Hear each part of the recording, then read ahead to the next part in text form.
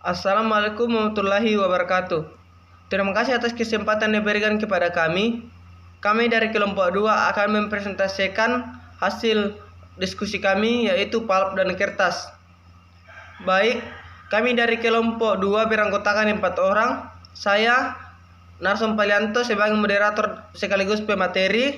Ada Imam Wahyudi, Setia Semiati, dan Mutmainah Hasri.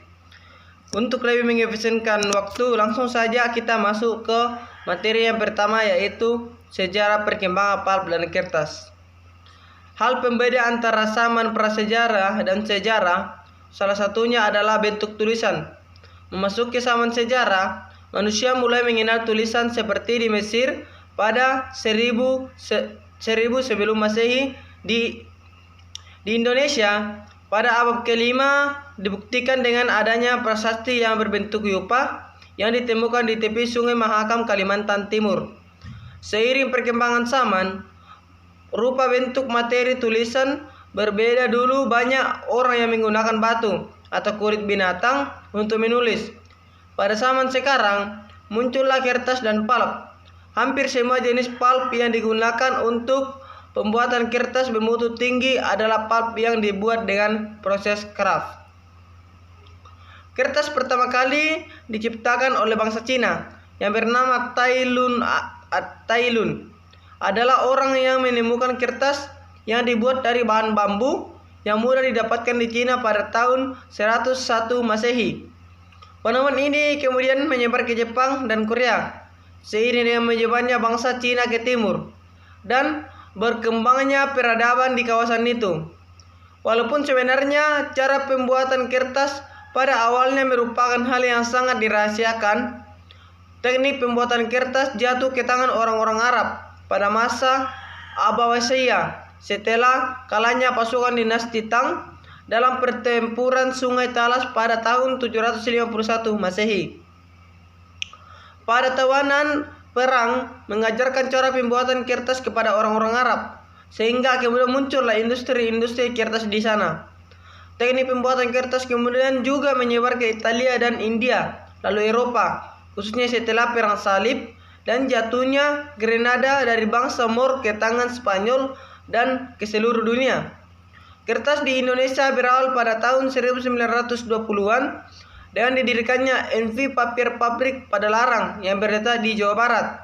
Setelah itu, pada tahun 1939, didirikan pabrik kertas kedua di Leces, Jawa Timur, sampai tahun 1971. Pada tahun 1972, mulai menggunakan kayu impor. Pada tahun 1974, Indonesia mulai memproduksi sendiri pulp kayu, sampai tahun 2001. Di Indonesia beroperasi 81 pabrik kertas, terdiri dari 10 pabrik terpadu, 65 pabrik kertas, dan 6 pabrik pulp dengan kapasitas mencapai 9,2 juta kertas per tahunnya. Kita masuk ke dalam pengertian pulp dan kertas. Pulp adalah bahan yang berupa kumpulan serat alam, sedangkan kertas bahan yang tipis dan rata yang dihasilkan dengan kompresi serat yang berasal dari pulp. Serat yang digunakan biasanya adalah alami dan mengandung selulosa dan hemiselulosa. Adapun jenis-jenis kertas, ada kertas bungkus, termasuk kertas bungkus adalah yang dipakai untuk membungkus semen dan kertas lilin. Ada kertas tisu, sigaret, karbon, tisu muka. Ada kertas cetak, yaitu untuk mencetak buku. Kertas tulis, yaitu kertas HPS dan kertas koran. Keunggulan dan kelemahan kertas. Keunggulannya yaitu ringan, relatif murah, hemat tempat, mudah dilipat. Kelemahannya yaitu mudah robek dan terbakar, tidak dapat mengemas cairan, tidak dapat dipanaskan, dan tidak ramah lingkungan karena bahan bakunya yang sangat menggunakan pohon dan kayu, sehingga dapat membuat deforestasi jika penggunaan kertas sangatlah tinggi. Pulp dibuat dari serat tumbuhan yang merupakan bahan terbarukan. Sebenarnya ada banyak bahan yang dapat dijadikan bahan baku produksi kertas selain kayu, misalnya rami, bambu, dan berbagai rumput-rumputan. berbagai macam daun, biji katun, serat kayu dari pepohonan. Pada saat ini, sampai 97% kertas dunia dan board diproduksi dari pulp kayu, dan 85% pulp kayu ini berasal dari cemara, Firs dan Pinus conifer dengan tumbuhan berdaun jarum lainnya. Dinding dari kayu lunak yang lebih banyak digunakan dalam produksi pulp memiliki 40-45% berat selulosa, 15-25% berat tempe selulosa, dan 26-30 berat lignin. Pada gambar di samping dapat kita lihat ilustrasi singkat tentang pembuatan kertas, yaitu dengan wood, kayu, masuk ke pulping. Proses selanjutnya adalah bleaching dan dilanjutkan dengan paper mixture sehingga menghasilkan paper atau kertas ya. Baik, kita melangkah ke preparasi varnish. Varnish merupakan campuran material fiber, contohnya yaitu kayu. Fiber dipisahkan dari selulosa, hemiselulosa, dan lignit. Bahan baku berbentuk kayu log, chips, serbuk gergaji, kayu keras. Kayu keras yaitu kayu jati, kayu lunak, kayu cemara, kayu pinus. Proses preparasi meliputi kayu dipilih. Sesudah kayu dipilih, kayu dipotong-potong. Sesudah kayu dipotong-potong, lalu kayu dikeluarkan kulitnya atau kayu dikuliti.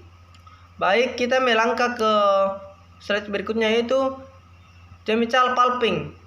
Pulp yang dihasilkan memiliki standar kualitas tinggi dan sifat spesial yang diinginkan.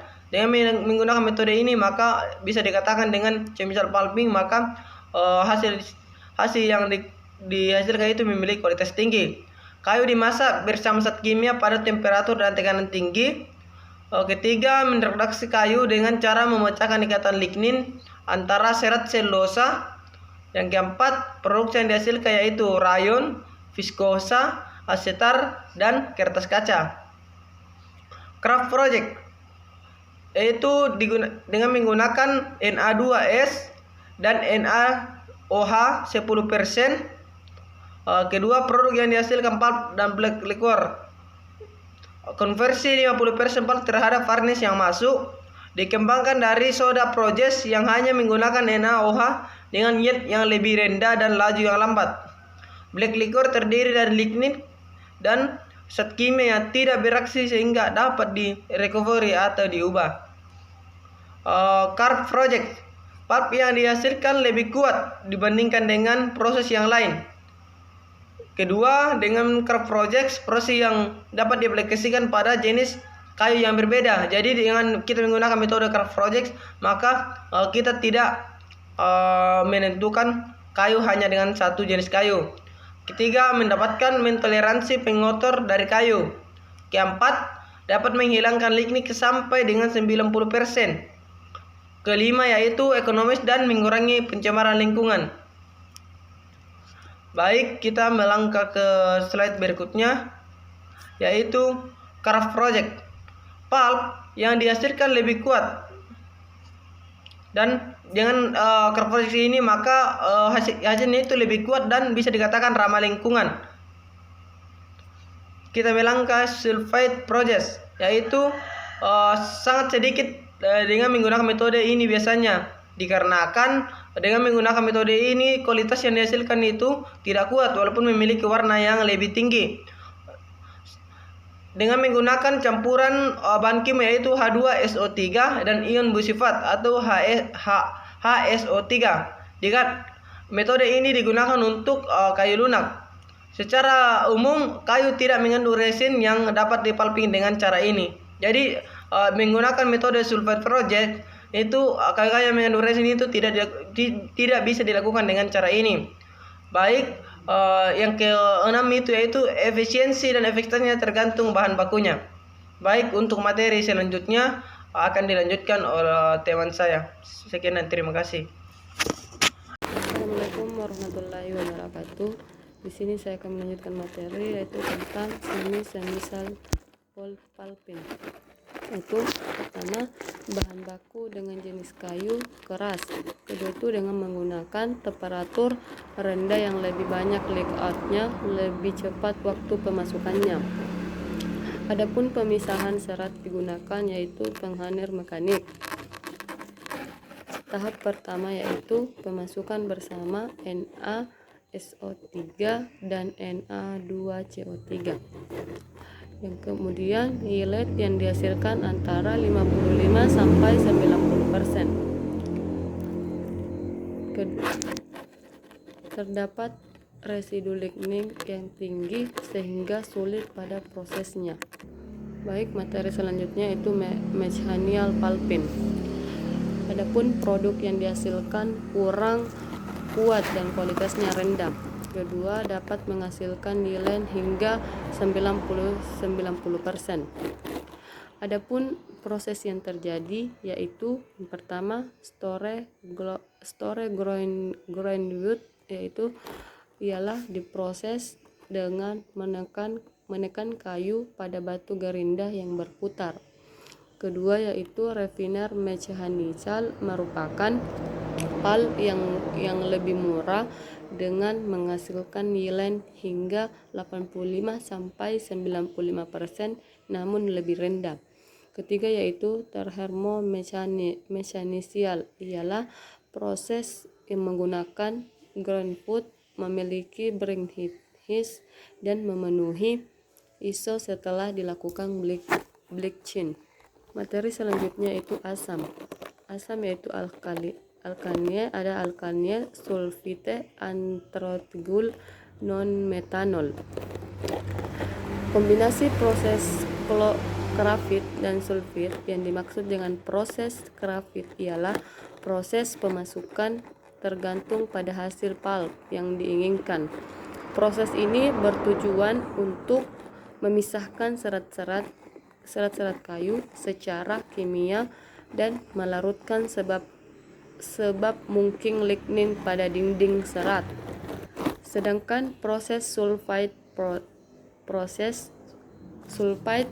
pada dasarnya ditandai dengan tahapan penggulingan secara mekanik.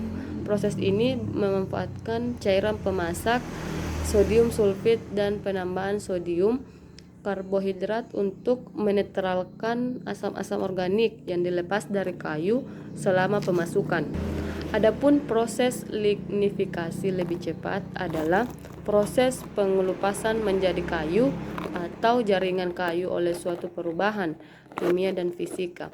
Yang dimaksud dengan lignifikasi adalah istilah yang digunakan untuk menyebutkan proses pengajuan pada tumbuhan. Adapun keunggulan proses asam yang dibandingkan dengan proses grafat, yaitu yang pertama, dapat mengelola semua jenis kayu. Kedua, rendam pulpet yang dihasilkan lebih tinggi. Ketiga, pulpet yang dihasilkan mudah diputihkan. Keempat, sifat kekuatan yang prima. Yang terakhir itu mengurangi emisi yang sulfat yang terjadi pada proses konvensional. Adapun materi dari organosulfi yang digunakan pada bahan kimia organik seperti aseton dan asam asesat. Keuntungannya yaitu pertama, rendam tertinggi. Kedua yaitu daur ular lindi hitam muda. Ketiga, aman terhadap lingkungan. Yang terakhir itu menghasilkan lignin dan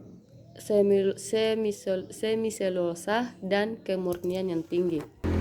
Materi dari secondary fiber pulping, yaitu yang pertama, ada bahan baku yang digunakan adalah kertas bekas. Yang dimaksud di sini kertas bekas ialah berupa kertas yang mempunyai tekstur kasar seperti kertas koran atau kardus yang dihancurkan menjadi semacam bubur kertas dan diolah menjadi bata kertas agar dapat digunakan lebih lanjut.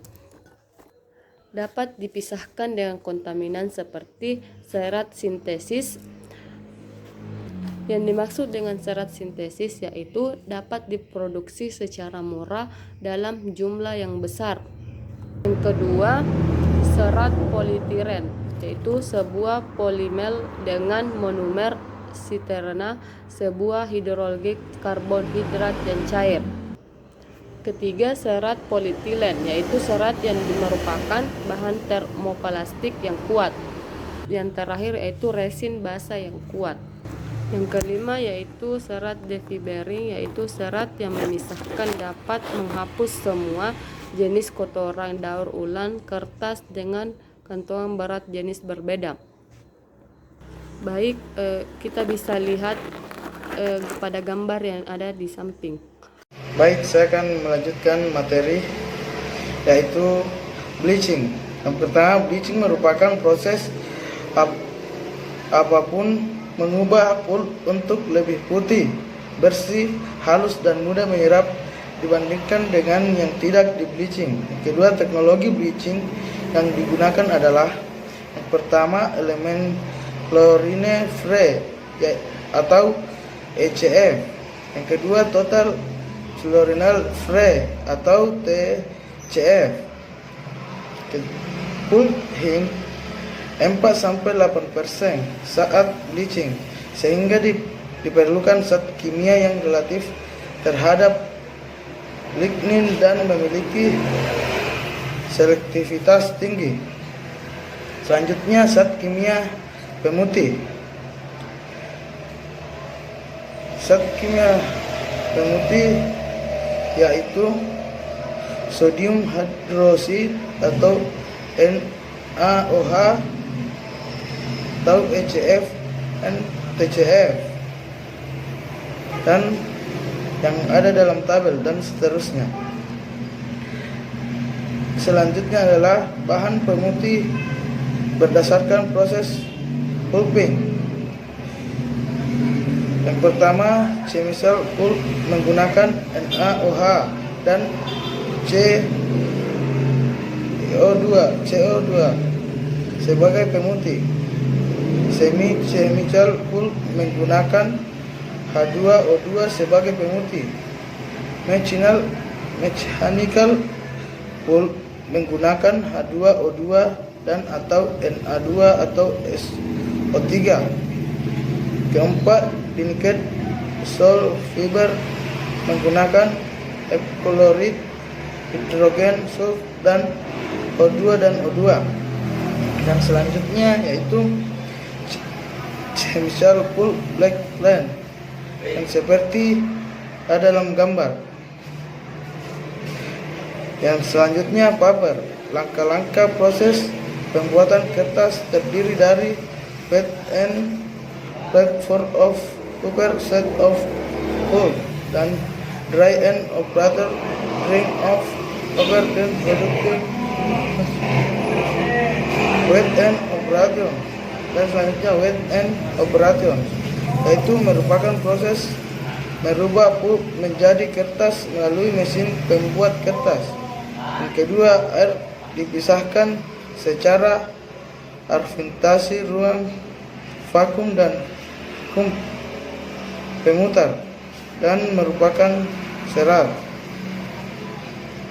Selanjutnya, Fordiner pulp making, yaitu flow spider, head box, dan freight table, dan press extruder, dan dry end, dan ladder stack, dan rail. Dan selanjutnya itu dry end operations, yaitu setelah pengepresan kertas dikeringkan dan stem dan mengurangi ketebalan kertas dan menghasilkan permukaan yang halus. Dapat dilakukan pelapisan agar lebih mengkilap atau berwarna. Saya akan melanjutkan materi dari Wimam. Bahan-bahan non kayu yang biasa digunakan.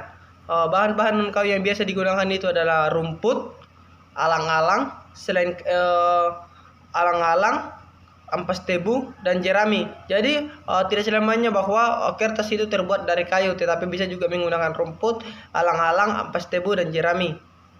Baik, bahan tambahan pada kertas. Ada bahan pengisi, bahan pengawet, bahan pewarna, bahan singsing, bahan pemberi kekuatan basah, bahan water repellent, bahan oil, dan bahan pembantu proses. Di mana pada bahan singsing ini yang masuk itu adalah resin size, kanji, resin sintesis.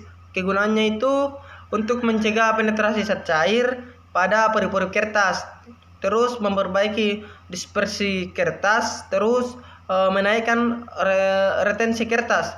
Biasanya itu caranya itu dengan dicampur atau ditaburkan dengan pulping diberikan pada permukaan kertas. Terus bahan pengisi itu yang masuk itu misalnya zat kimia TiO2, BaCO4, SNS, dan kalsium. Kegunaannya itu untuk meratakan permukaan, untuk memperbaiki warna putih, tetapi dengan cara ini dapat mengurangi daya lipat. Sekian dari kelompok kami, kurang lebihnya mohon dimaafkan. Untuk lebih jelasnya, mari kita lihat video berikut. Demikian dari presentasi dari kelompok kami. Kami ucapkan sekian dan terima kasih. Wassalamualaikum warahmatullahi wabarakatuh.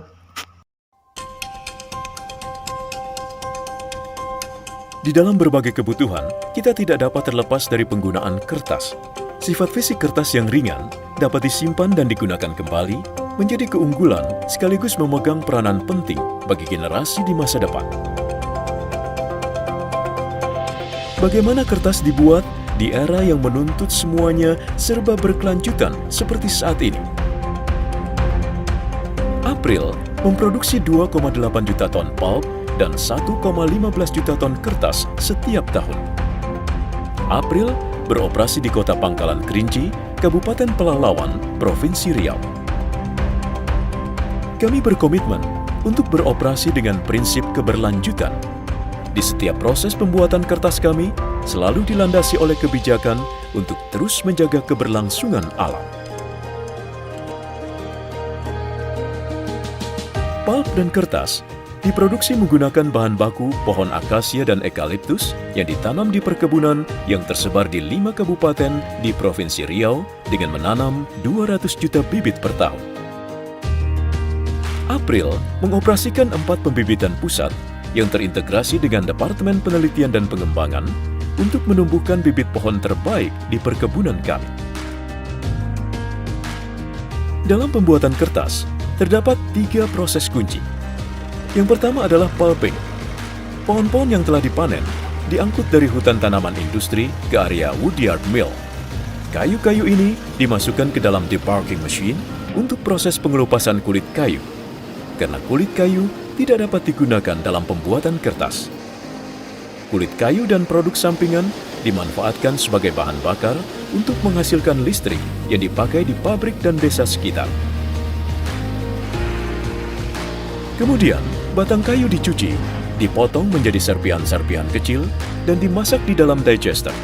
Proses pemasakan ini bertujuan untuk melarutkan zat lignin sehingga dihasilkan pulp atau bubur kertas. Zat lignin merupakan zat perekat fiber dalam kayu pohon.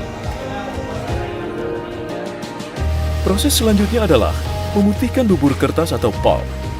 Bubur kertas yang sudah putih dikeringkan dan dipacking di pulp dryer. Pulp kering ini dibuat dalam bentuk lembaran untuk memudahkan pengiriman.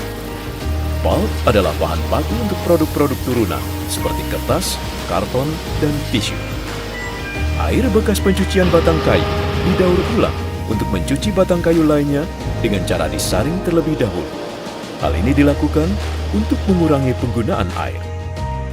April telah berinvestasi dalam fasilitas daur ulang air dan fasilitas pemrosesan canggih dalam meminimalkan dampak lingkungan.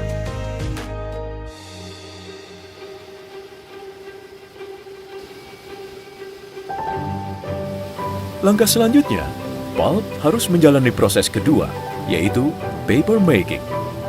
Campuran pulp, air, dan bahan-bahan kimia dipompa ke dalam headbox, di mana campuran tersebut keluar melalui celah horizontal ke atas permukaan saringan yang bergerak dengan kecepatan 80–90 km per jam. Di sini, serat menyebar dan membentuk lembaran tipis, sehingga proses ini dinamakan sheet formation. Lembaran ini dimasukkan ke dalam mesin pressing, di mana 50% kadar air diperas. Lalu kertas dikeringkan dengan suhu sekitar 100 derajat Celcius menggunakan sejumlah silinder-silinder metal.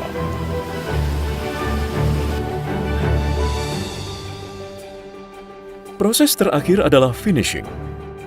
Setelah dikeringkan, permukaan kertas dilapisi oleh senyawa untuk meningkatkan kualitas kertas, dikeringkan kembali dan dibentuk gulungan yang lebarnya mencapai 8,6 meter. Setelah itu, dilakukan proses pemotongan roll-roll kertas menjadi lembaran-lembaran kertas yang disesuaikan dengan kebutuhan pelanggan. Dan akhirnya, kertas yang telah dipotong akan dikemas untuk siap bertemu dengan pembeli. Berbagai macam kertas yang kita gunakan setiap hari tidak terlepas dari upaya April untuk terus memproduksi pulp dan kertas yang berkualitas secara berkelanjutan dan terus-menerus. April terus berkomitmen untuk memberikan yang terbaik kepada para pelanggan dengan tetap memperhatikan aspek lingkungan sekitar.